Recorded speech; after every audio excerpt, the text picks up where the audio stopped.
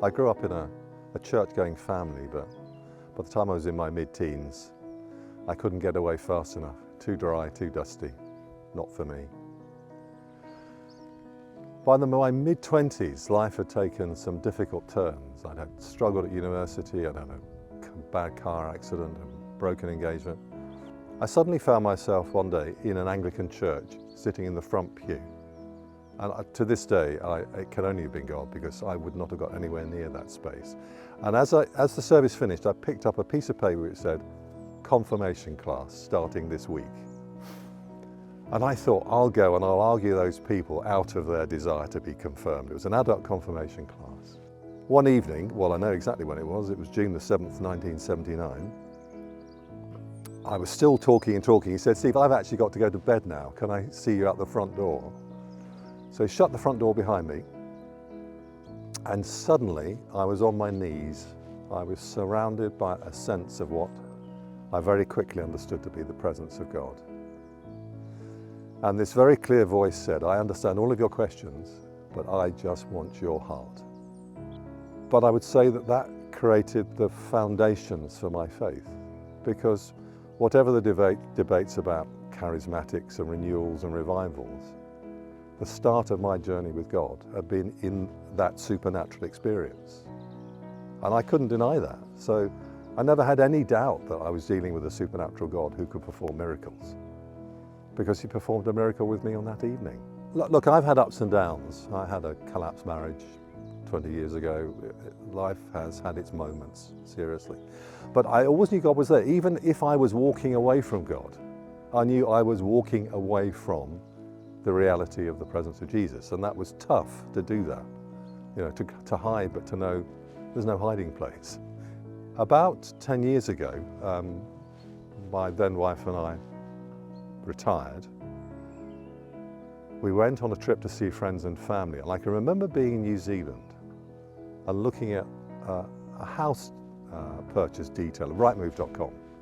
And we both looked at this thing and said, this is it, this is where we need to be. And it was in the middle of the Blackmore Vale, and I didn't know what the Blackmore Vale was. I said to the agent, where is this house? It's in the Blackmore Vale. What's the Blackmore Vale? And a year later we were there, thinking, why are we here, other than it's a beautiful cottage? And we very quickly realized we were in the middle of an agricultural community. Our friends that we developed were by and large in the farming community or retired from that.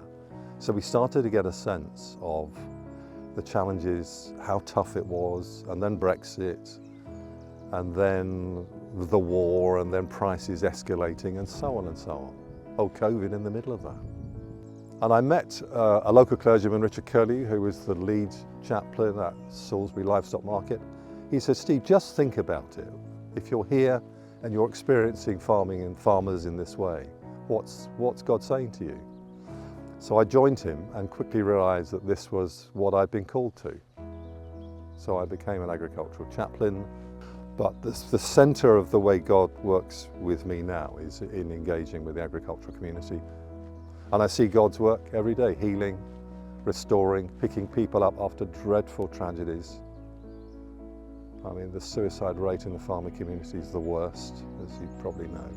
I think with chaplaincy, we have the rare privilege of, as I said, of someone else's phrase, of journeying, being present with and journeying with people. And it is a precious moment if they want to ask you and talk about faith matters. But we do not presume that that is the case.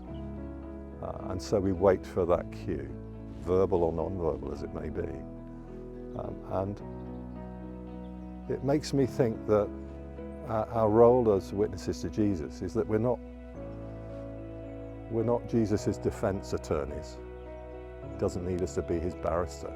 Very often he needs us to get out of the way so that the Holy Spirit can come through. And that's changed the way I engage with people generally as a Christian, I think. To be patient, to let God do the work, to wait for the moment when the Holy Spirit touches them and touches you. To be patient, yeah. So I've shared my story.